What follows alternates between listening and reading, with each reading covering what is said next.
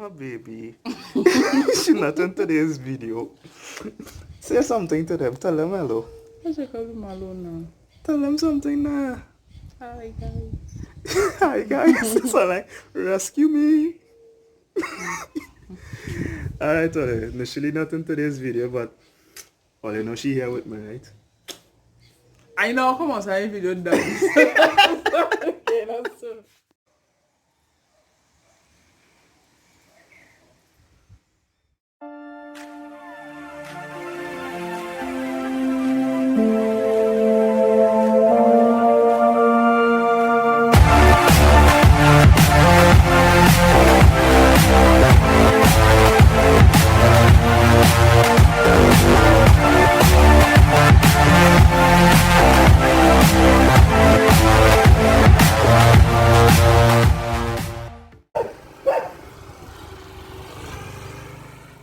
Back to the YouTube channel.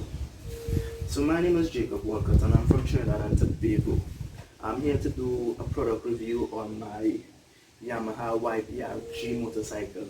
I'm going to tell you all what's the cost of riding a motorcycle in Trinidad and Tobago, what's the total cost. So this video may be a little long, so have patience and learn something new.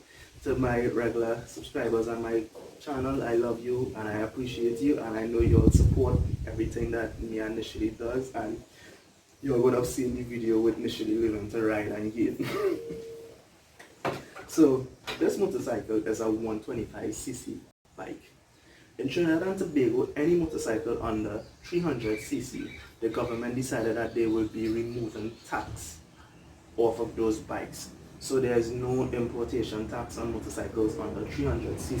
The reason why they did that is because they realized that motorcycle does not use as much gas, and it has a better fuel efficiency rate than a car. So they're encouraging people to buy more small displacement motorcycles. So this bike originally cost approximately $18,000, and when they removed the VAT, the price basically dropped to $15,900 TT was the price after they removed VAT from the bike. I purchased this bike back in 2018, and I promise you all that I'll make a video in 2019 of August to tell you all what's the cost of riding a motorcycle in Trinidad and Tobago. Unfortunately, I was not able to. I started to work on the project, but I got into a motorcycle accident. I was out of it for 1 month. Insurance never settled until 6-7 months after, and not completely settled. It's still a work in progress. But the show must go on, and this is something that I promise you all. I started a road trip series on my YouTube channel after I completed the Baby on Board series. I documented what it's like to have a baby in Trinidad and Tobago. While documenting the journey is when I got into the accident in August. And the Baby on Board season 1 ended in February of 2020. And then I started to do a road trip video because I didn't want to make an accident video and you'll just see a negative side of riding. So I started to work on the road trip series where I showed you all. We went to Mount St. Benedict, we went to the Water Wheel Museum, we went to Ikaka, CGS, all places you can visit in Trinidad and Tobago absolutely free. So I started the road trip video to give you all a positive side of riding. And then recently I made my accident story video, which I told you all about the accident story and what transpired in detail. And the plan was to start back after that with the road trip videos, and then this whole pandemic happened and I had to postpone those road trip videos. I actually have one that I have to release. I don't know if I release it tomorrow, but I have a journey where me and my little brother went to, my little brother and I, because when initially watching this video she'll be correcting me, Jonathan and I went to the Super $99 store, and we showed you all inside and how reasonable the prices really are, because everything is under $99 TT. So the road trip video was actually to give you all a positive side of riding, not just to tell you all my accident story. Because with everything we do, there is risk associated with it. My grandfather was a motorcycle police. I actually learned how to ride motorcycles from FEMCOT, that's the Trinidad and Tobago Police Service. They teach police and civilians how to ride motorcycles. In Trinidad and Tobago, it was absolutely free for me to learn. So I didn't just purchase a motorcycle and jump on a nation road and ride. I went by the professionals to learn how to ride. So this bike is a 125cc motorcycle, y'all. That means it's not really that fast, but it is an off-road model. This bike can be ridden on-road and off-road with no problem. The suspension, the engine is basically indestructible. This is one of the most durable bikes you could find on the planet. These bikes literally last a lifetime. It's really hard to destroy, and that's why after my motorcycle accident I was able to rebuild the bike. I also installed an aftermarket crash guard on the bike as well. So this bike cost me roughly $16,000 to purchase. I then went on to spend about $3,000-4,000 in gears. That's 2 helmets for me initially.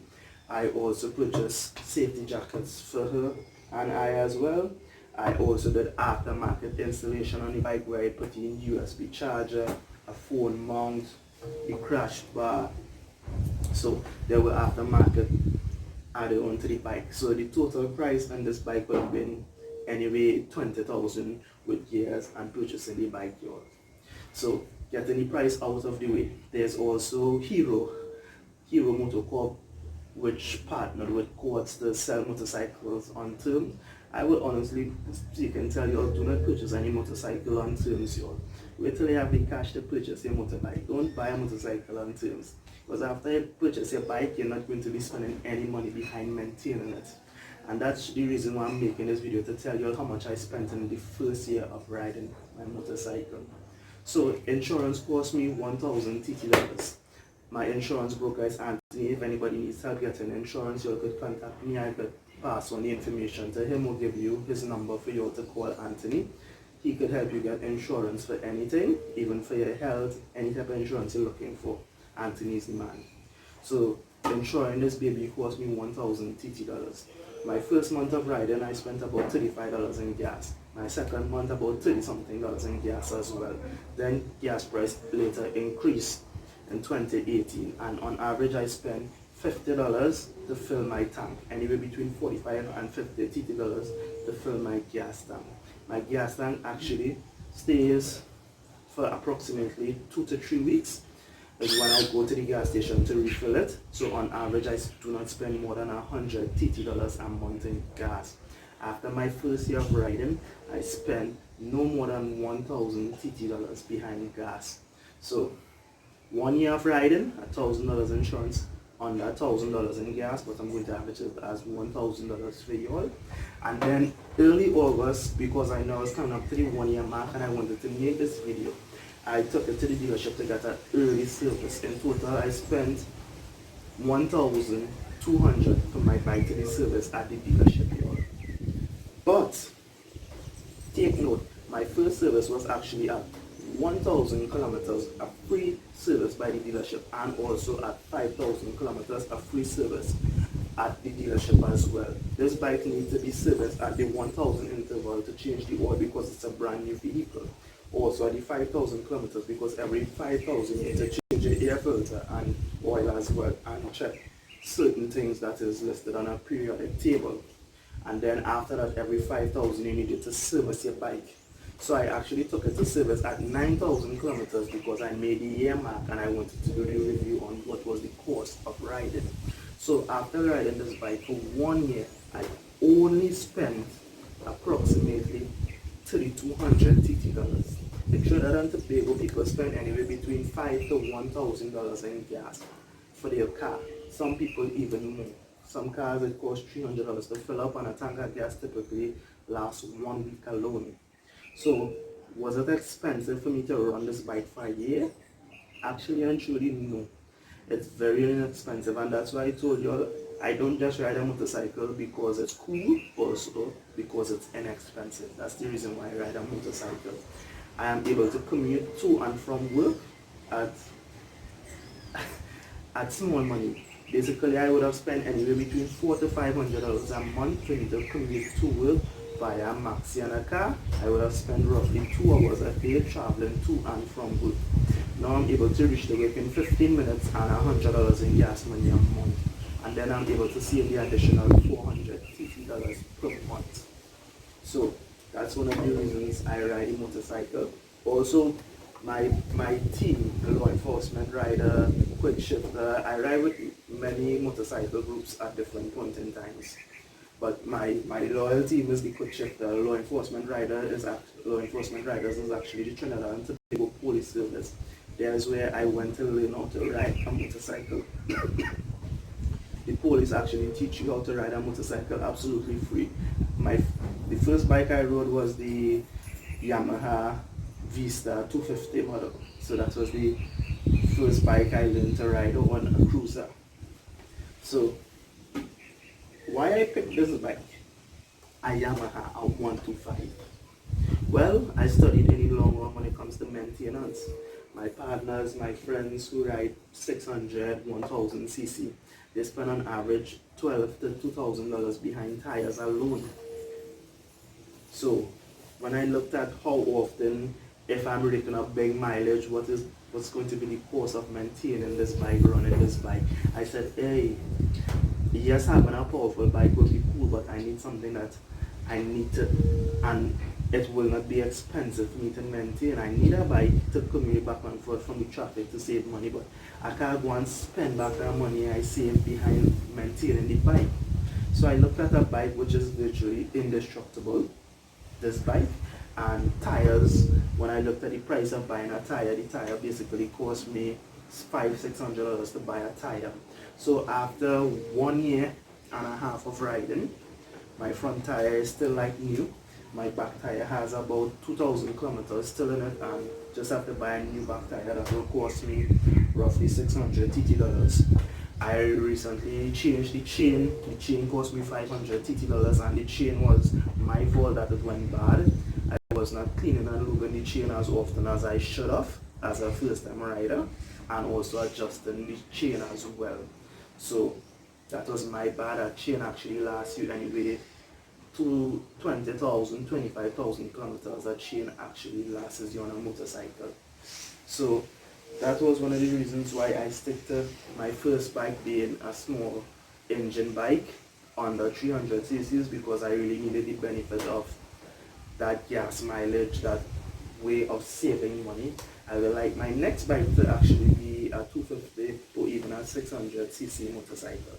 That's my next bike, but this bike is strictly for commuting and doing my adventures, my tours around the country, because it's really a wonderful feeling to know that you could pin the throttle and you have control over your bike, because a motorcycle could go 0 to 100 kilometers in 2-3 seconds. So you could reach the speed limit by just doing that on a motorcycle. So it's good to know that my first bike would have been something that I could have learned and mastered for long on, and not have any type of worries or anything to stress about. So that was my main reason for choosing this bike. And as I said, y'all, is it a bike I recommend to y'all? Yes, it is a bike I will recommend. It's virtually indestructible. But y'all, thanks for all the love and support, and I'll see y'all in the next video. I have a road trip video coming up which features Jonathan and myself, a video we shot back in February before this whole COVID thing. I was contemplating releasing it or not, but I will release it, y'all, and I'll see y'all in the next one. Bye.